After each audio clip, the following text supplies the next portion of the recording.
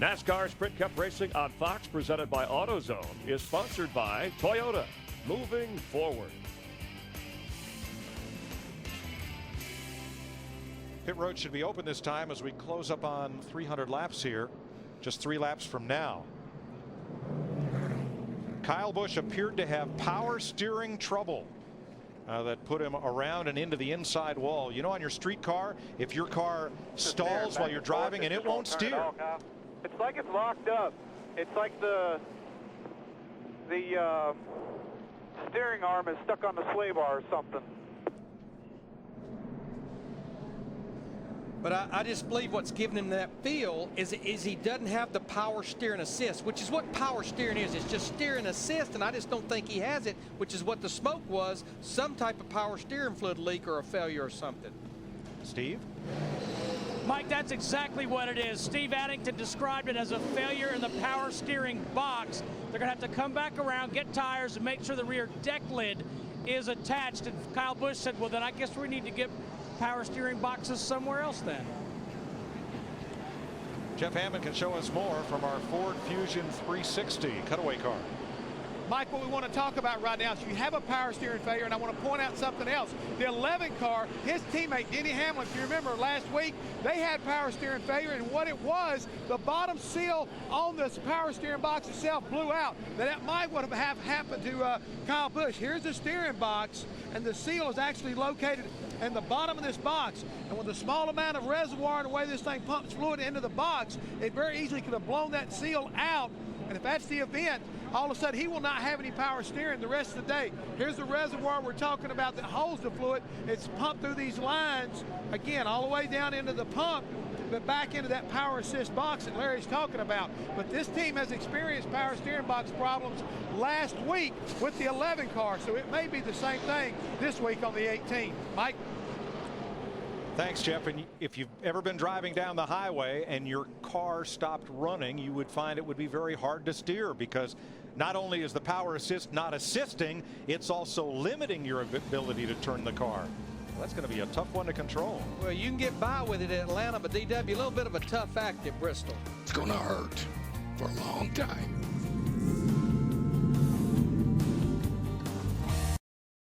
NASCAR Sprint Cup Racing on Fox, presented by AutoZone, is sponsored by AMP Energy. For energy, focus, and control, amp yourself. By Enterprise Rent-A-Car, we'll pick you up.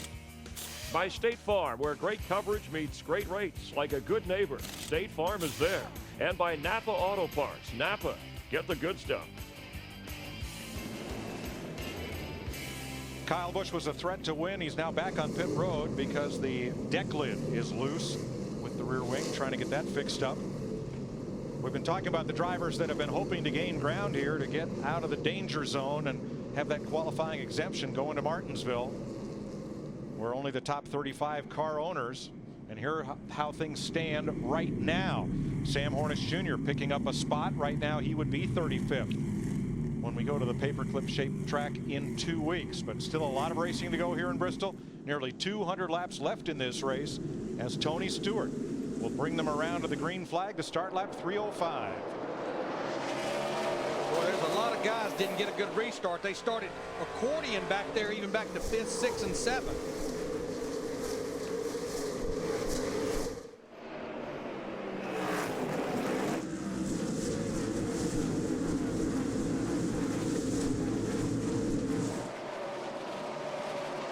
Mike Skinner treated at the care center and released. And things stack up in the backstretch once again. It's Greg Biffle leading that outside lane around.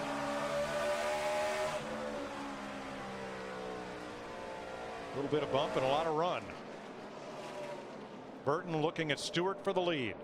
Harvick right there. And we've talked about Kyle Busch winning this race a year ago. Remember, Jeff Burton finished a very, very close second to him. But I think the car they're going to have their hands full with is that yellow 29 car. That car is good on long runs, and they seem like they're making it better for the short runs. Kevin Harvick. Larry, it used to be that to dive under a driver going into the corner almost guaranteed you the pass.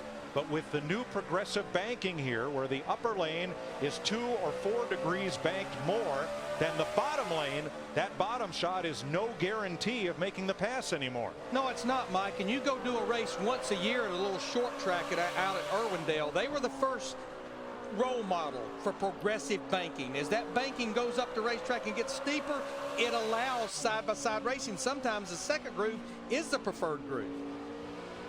That's what's happened at a lot of those tracks, Larry. Riverside Park in Massachusetts, Irwindale, California. Seemingly the upper groove is the faster groove, but it makes for good 2 and 3 wide racing if the track's wide enough to accommodate it. And this one may need to be, because you got 3 hungry drivers there all wanting that lead. Stewart, Burton, Harvick.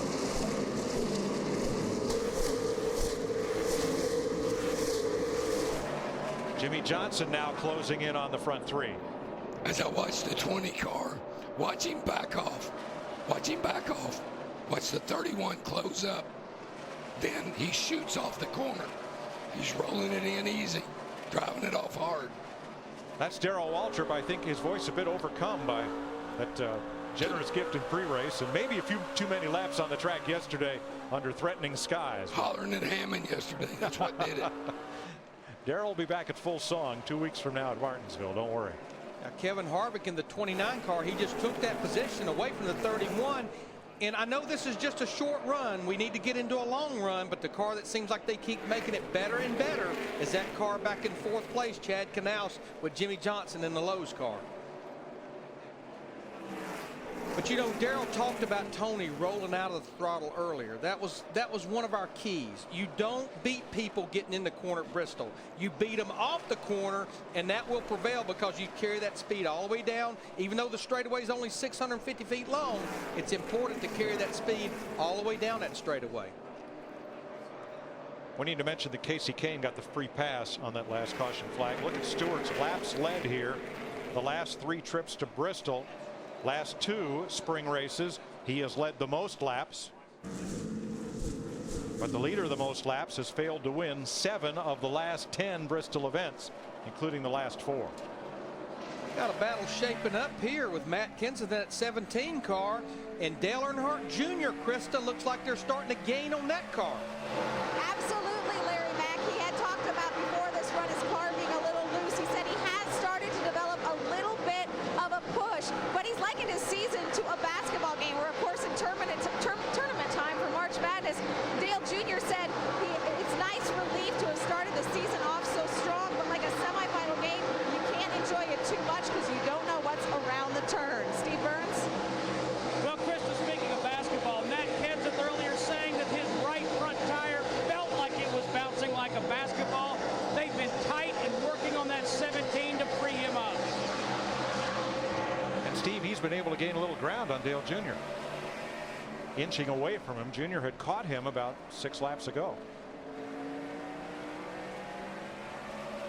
Taking a ride with Matt Kenseth, you can see a little bit of brake getting in the corner, but just look how big the RPM band is. You can see him playing with the throttle down to about 6,500, well over 9,000 at just a spiking RPM getting into the corner.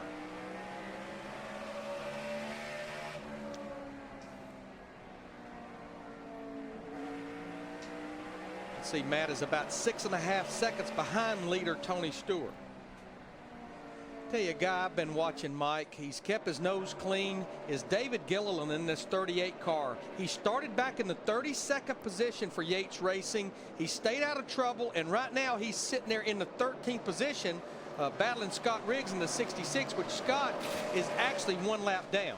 But that's a great run for David. That group, they need a great run. That sponsor on that car, right now it only goes through Talladega. And the other Yates car is sponsorless with Travis Kvapil. Although they have on the hood of Kvapil's car, it says 11 million. And that's not dollars. That's not what it costs to sponsor that car. But that's the average number of viewers we have every week at NASCAR on Fox, not including the season opening Daytona 500. So that is on there to note that your corporate logo could be seen by 11 million people a week right there. Let's do a little update on Denny Hamlin in the 11 car. Remember, they came back to pit road several times under that last caution. to get some fender problems resolved. He restarted back in 16th, and right now he is working his way toward Matt Kenseth, which would put him back in the top 10. Right now, the 11 is sitting in the 11th spot. So still a long way to go. We've still got 173 laps of racing. Wasn't that long ago the three Gibbs cars were exiting pit road side by side for the lead. Now Stewart leads. Hamlin is 11th, and Kyle Busch, after his crash, is a lap down in 22nd.